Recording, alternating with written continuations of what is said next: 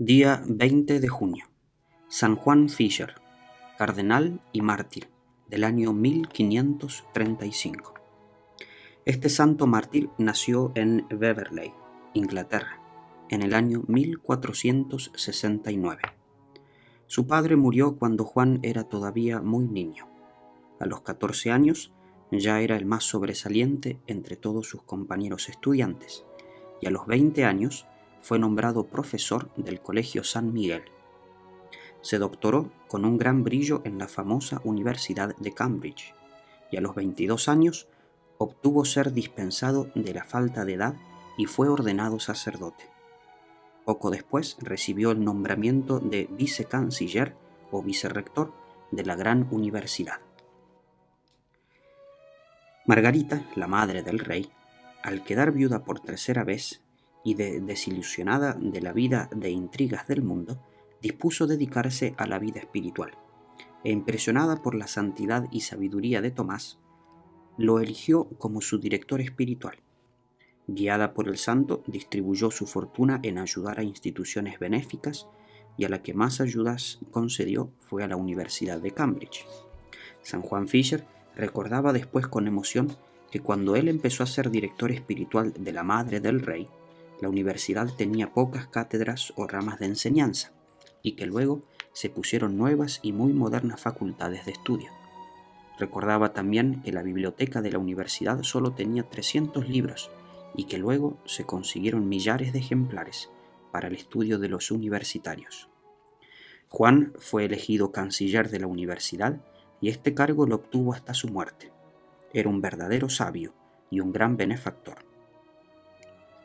En 1504 fue elegido nuestro santo como obispo de Rochester, cuando solo tenía 35 años, y él, como hacía con todos los cargos que le confiaban, se dedicó a este oficio con todas las fuerzas de su recia personalidad.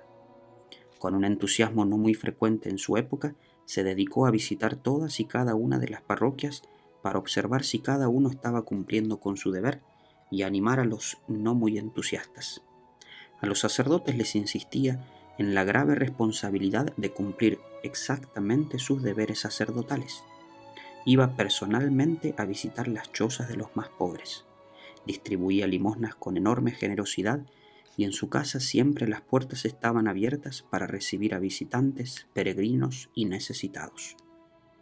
Y aunque parezca imposible, además de todos sus demás trabajos, dedicaba horas y horas al estudio y a escribir libros. Se hicieron famosos sus discursos fúnebres a la muerte del rey Enrique VII y el funeral de la reina Margarita. Aunque era obispo y además canciller de la universidad, llevaba una vida tan austera como la de un monje. No dormía más de 6 horas, hacía fuertes penitencias, en su mesa tenía frente a sí una calavera para recordar que también a él le llegaría la muerte y la hora de tener que darle cuentas a Dios de todos sus comportamientos. Decía que su deporte favorito era leer. Sus ahorros eran para comprar nuevos libros, que después de leídos los obsequiaba a la biblioteca de la universidad. Cuando le ofrecían otras diócesis, que producían más en dinero, él respondía: no cambio a esta esposa pobre, pero amable y fiel, por la viuda más rica que exista. Cuando Lutero empezó a difundir los errores de los protestantes, el obispo Fisher fue elegido para atacar tan fatales errores, y escribió 4 voluminosos libros para combatir los errores de los luteranos. Esto lo hizo famoso. El embajador de España llegó a afirmar que el obispo Juan era el prelado más santo del país de ese tiempo, y el rey de Inglaterra exclamó: ningún otro reino tiene actualmente un obispo tan sabio y tan santo como Juan Fisher. Hablaba muy claro. En un sínodo o reunión de todo el clero de Inglaterra, el obispo Fisher protestó fuertemente contra la mundanidad de algunos eclesiásticos y la vanidad de aquellos que los que buscaban eran altos puestos y no la verdadera santidad. Criticaba fuertemente los defectos que era necesario corregir, pero él personalmente daba también muy buenos ejemplos de vida santa. Sucedió luego, cuando el rey Enrique VIII dispuso divorciarse de su legítima esposa y casarse con su concubina Ana Bolena, el obispo Juan Fischer fue el primero en oponerse a semejante escándalo. Y aunque muchos altos personajes, por conservar la amistad del rey, declararon que ese divorcio sí se podía hacer, en cambio, Juan, aún con peligro de perder sus cargos y ser condenado a muerte, declaró públicamente que el matrimonio católico es indisoluble y que el divorcio no es posible para un matrimonio católico que no sea nulo. Muchos le decían que la gran mayoría de los altos empleados oficiales aprobaban el divorcio del rey, y él les respondía: ellos tienen que cumplir lo que les diga su propia conciencia. Yo, para salvarme, estoy obligado a obedecer lo que mi conciencia me dice, y ella me afirma que este divorcio no lo puedo aprobar. El terrible rey Enrique VIII se declaró jefe supremo de la Iglesia en Inglaterra, en reemplazo del sumo pontífice, que tampoco aprobaba su divorcio, y todos los que deseaban conservar sus altos puestos en el gobierno y en la Iglesia lo apoyaron. Pero Juan Fischer declaró que esto era absolutamente equivocado y en pleno parlamento exclamó así: querer reemplazar al Papa de Roma por el rey de Inglaterra como jefe de nuestra religión es como gritarle un muera a la Iglesia católica. Las amenazas de los enemigos empezaron a llegar sobre él. 2 veces lo llevaron a la cárcel, otra vez trataron de envenenarlo. Una bala pasó sobre sus hombros mientras leía en su escritorio.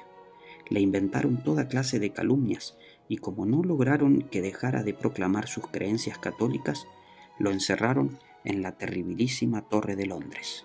Tenía 66 años.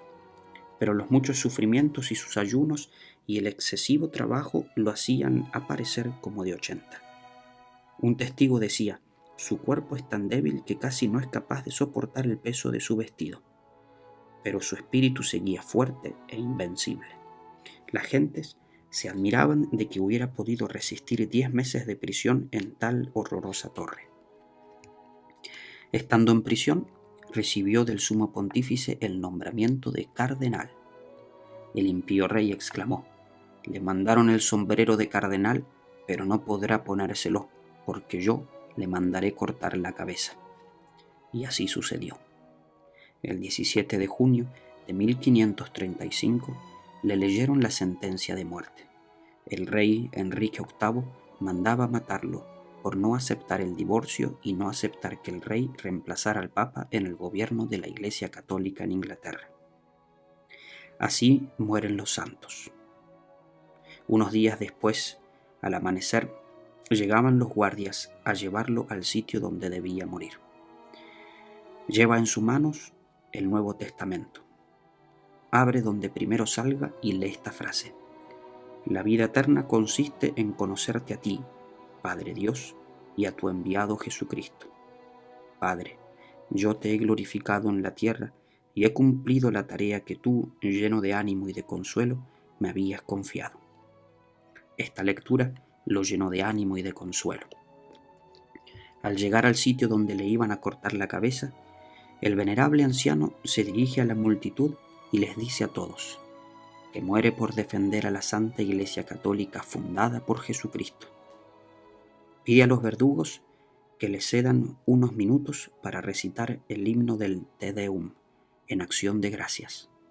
Al decir la última frase, que dice: en ti, Señor, espero, no sea yo confundido eternamente, inclina su cabeza, la cual es cortada por un hachazo de los verdugos de un rey impío. Dios nos conceda, por medio del mártir San Juan Fischer, un gran valor para defender y practicar nuestra santa religión hasta el último momento de nuestra vida.